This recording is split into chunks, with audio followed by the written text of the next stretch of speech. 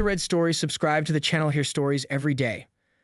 A steady downpour of summer rain whispered against the windows of the upscale apartment where James and Hannah lived. Once that gentle patter might have seemed romantic to him, recalling nights they'd spent laughing together, the world outside forgotten. But recently, the tension between them felt like an approaching storm that refused to break. Hannah's habit of flirtation was an old wound in their marriage, and James feared it was only getting worse.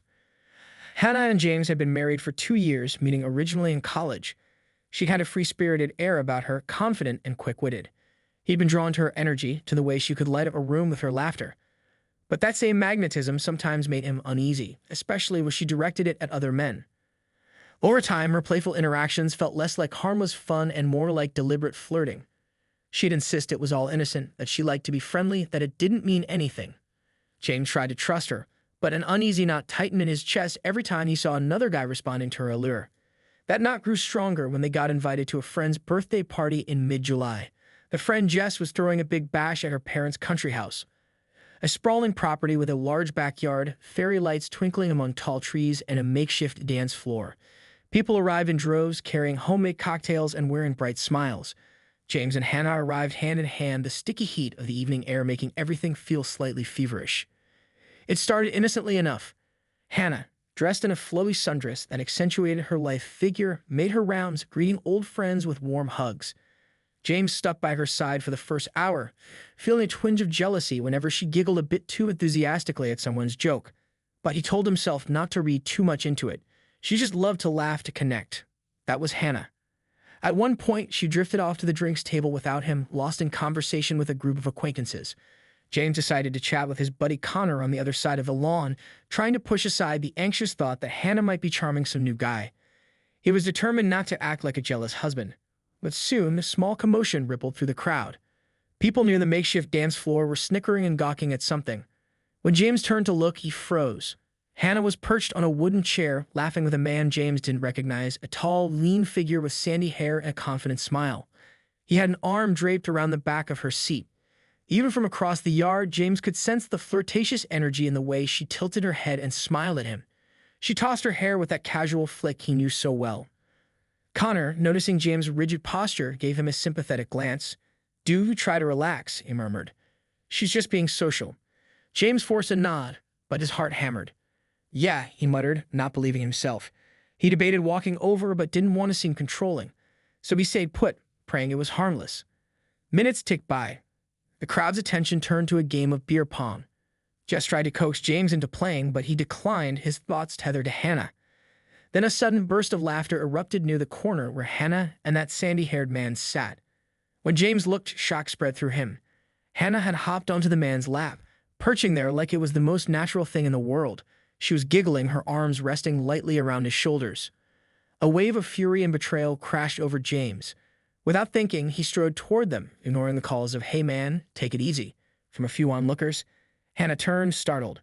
She tried to scramble off the man's lap, but it was too late. James was already there. "What the hell is going on?" James demanded, voice trembling with anger. The man, whose name James later learned was Kyle, lifted his hands defensively. "Calm down, buddy, we're just having fun." James's jaw clenched. He could see the faint flush on Hannah's cheeks. "Fun?" James echoed, practically spitting the word out. Hannah, flustered, stood up quickly. "James, it's nothing," she insisted. "I was just being silly." Kyle, perhaps trying to diffuse tension or maybe just used to such spats, smirked. "No harm, man. She was laughing so hard, she kind of fell on me." James didn't buy that for a second. Without warning, he swung his arm and slapped Kyle's face with a hard, open-handed strike. A crack of noise resounded in the hush that followed. Gasps erupted around them. Kyle reeled back, shock in his expression. What they Kyle started, but Hannah, eyes wide, immediately stepped between them. She glared at James, hands up as though warding off a second blow. "What's your problem?" she shouted at her husband. "You didn't do anything wrong." James felt the world tilt. His wife wasn't scolding the guy who let her sit on his lap. She was scolding him. "My problem?" he barked. "You're the one in someone else's lap, basically draping yourself all over him. Do you think that's okay?" People crowded around. Jess ran over, trying to calm everyone down. Kyle nursed his reddened cheek, shooting daggers at James. Hannah's face burned with anger, but also guilt. She jabbed a finger at James. "You had no right to attack him. This is humiliating." "Humiliating for who? For me or for you?" James snapped, voice trembling. You humiliated me first. You're my wife. Sitting on some stranger's lap. He's not a stranger. We just met, she retorted, glancing at Kyle with concern. You didn't have to act like a caveman. In that moment, James realized Hannah was more upset about Kyle being slapped than about betraying James's trust. Something in him cracked. With a curt glare, he turned and stalked off through the crowd. People parted for him like he was radioactive. Hannah's eyes flicked from Kyle, still rubbing his stinging face, took her husband's retreating back. She muttered a quick apology to Kyle, then dashed after James, leaving a wave of tense whispers in her wake. In the parking area, James was fumbling with his car keys, face flushed, tears threatening. Hannah caught his arm. James, please, she said, panting lightly. Let's talk about this. He yanked his arm away, voice still shaking. You defend him instead of me. You'd rather shame me in front of everyone? I'm your husband, Hannah. Or does that mean nothing to you? She stammered, I was just... You shouldn't have hit him. That was out of line. He exhaled a bitter laugh. So your behavior was perfectly fine, but me slapping the guy who had my wife on his lap is the real problem. Hannah flinched. It wasn't like that. I was being playful. He pulled me down. Everyone was laughing. James locked his gaze on her, sorrow overshadowing anger. I've seen you flirt before. But this, sitting in a man's lap, God knows what else you do when I'm not around. Hannah's eyes flashed with hurt. You're exaggerating. Why are you so insecure? It's not like I was cheating or anything. He clenched his fists, tears threatening in the corners of his eyes. You might as well have been. I can't do this, Hannah. I'm done. Without waiting for her reply, he got in his car and drove off, leaving her alone in the humid night air, hearing the muffled thrum of the party still going on behind her. EAFTERSOCK at home. James spent that night at a friend's place. By morning, he resolved to go home just to grab some clothes, fully intending to separate. When he entered the apartment, he found Hannah slumped on the couch, eyes rimmed red. She leaped up the moment she saw him. James, she started, voice trembling, please let me explain. He rubbed his temples, exhausted. We've been here before. This flirting, these cross lines. I tried to ignore it, but last night was too much. You humiliated me in front of everyone, then had the nerve to take that guy's side. Hannah's lips quivered. I know.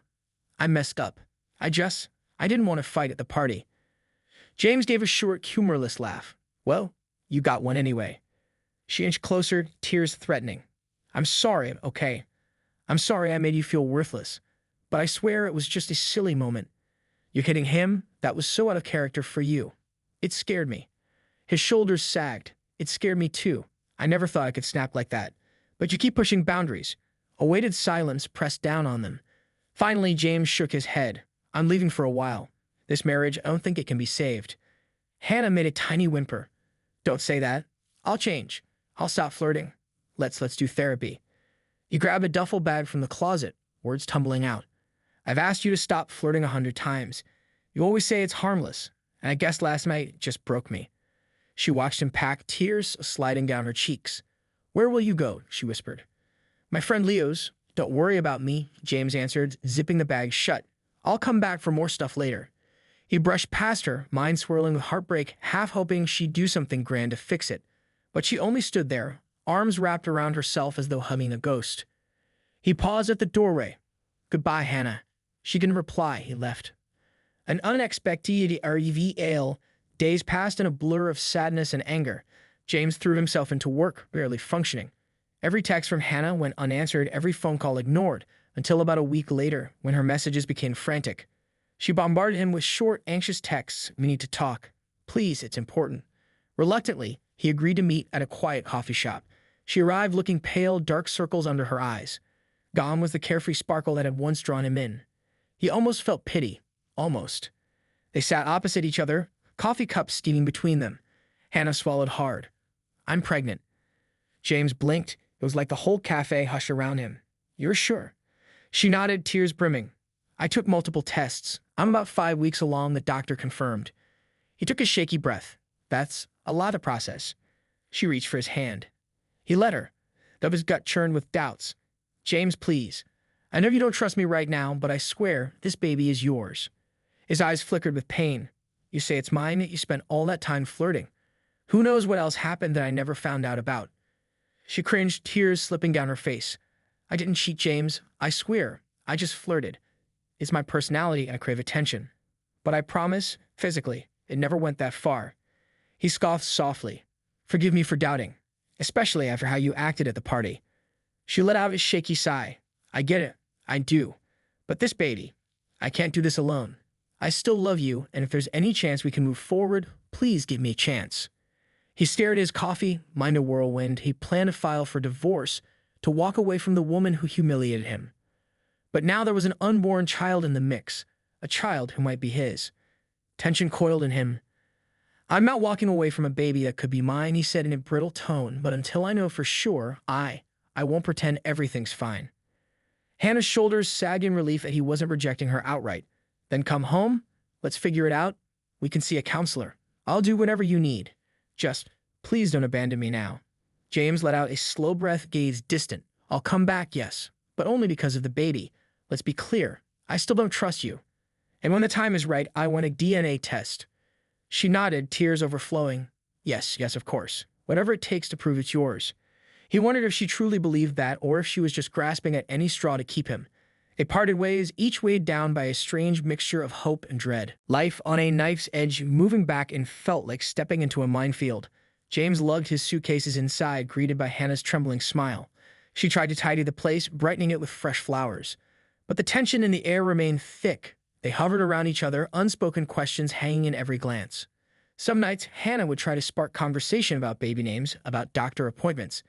James would murmur a few words, then grow silent.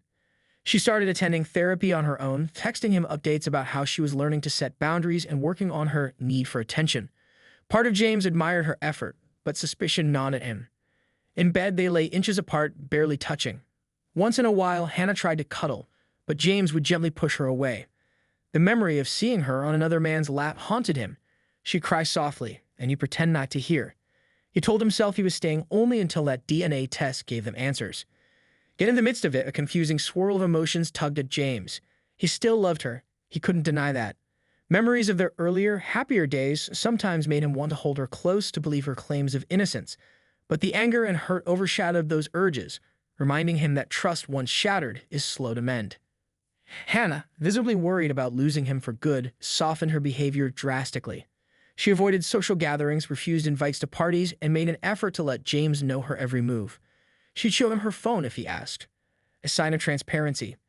Initially, he refused to look, certain it was all a front. Over time, though, he found himself appreciating the small gestures. Maybe she was serious about changing. Waiting of our PR if weeks turned into months. Hannah's belly grew a subtle curve under her clothes. They went to a couple of doctor appointments together. James would stand in the corner, arms folded, trying to feel something paternal stirring. At each ultrasound, a flicker of wonder slipped into his heart. Could this really be his child? Hannah clung to hope. She'd read parenting books, talk about how they needed to transform the spare room into a nursery. James would nod stiffly. We'll see, he'd say each time. The phrase hovered like a question mark. She tried not to break down in front of him, but at night she cried into her pillow, wishing she'd never let her flirtations get so out of hand. One Sunday afternoon, as a faint winter sun lit their living room, Hannah timidly approached James. We need to plan for the test, she said, voice quivering. I'm about 20 weeks along now. We could do a prenatal paternity test. They have non-invasive methods. He swallowed, nodding. Right, non-invasive. Sure. Silence lingered. They both understood that this test might make or break their relationship. If a child was his, maybe there was a glimmer of a future. If it wasn't, James would almost certainly leave for good. A CLIFFHANGER of a life. The evening before the scheduled appointment, James paced the apartment while Hannah sat on the couch, hugging a throw pillow like it was a life raft. She watched him with anxious eyes. James, can we talk? He halted, tension coiled in his muscles. What about? Her voice broke. About tomorrow, I'm scared. I hate what I've done to us. This constant distrust, the cold distance in your eyes. I'm terrified that if the test says, well, if it's not yours. She couldn't finish the sentence, tears spilling over. James exhaled, rubbing his temples. I'm scared too, he admitted, letting a fraction of vulnerability slip out. Scared that it's mine and we end up raising a kid in a broken marriage. Scared that it's not, and then I walk away from the woman I once wanted to spend my life with. A tear rolled down Hannah's cheek. I promise I never slept with anyone else, James. What you saw at that party was just me being too flirty. It got out of hand, but it wasn't an affair. He gave a small, bitter laugh. I want to believe you, but you've done so much to break my faith. Tomorrow we'll find out for sure. She reached out for his hand, and after a moment's hesitation, he let her gently hold it. Neither spoke. The weight of what tomorrow might bring loomed heavy. And so they went to bed, each lost in thoughts of what if. The hush of the night seemed to stretch on, an uneasy lullaby that neither soothed nor comforted. In the morning, they'd head to the lab for that critical test. Until then, all they could do was exist in this painful limbo, a fragile marriage held together by the possibility of new life, and a test that might confirm or condemn their final chance at happiness. EPILOGUE to be continued. With the test set for the next day, James and Hannah stand on the brink of a revelation that could either mend the shattered trust between them or rip it beyond repair. Hannah prays for a miracle, determined to prove the child is his and to show she can be the loyal partner she never quite was before. James, tormented by heartbreak yet unable to abandon the potential baby, braces himself for the result. Whatever happens, neither will emerge unchanged from this trial. As the sun dawns on the day of the test, they exchange a silent glance, fear, hope, and a flicker of love lingering in their eyes. One question sits between them. Will the truth set them free or seal their fates? Until that answer arrives, they live in a suspension of heartbreak and possibility, a marriage hinged on a paternity test that could shake their entire future.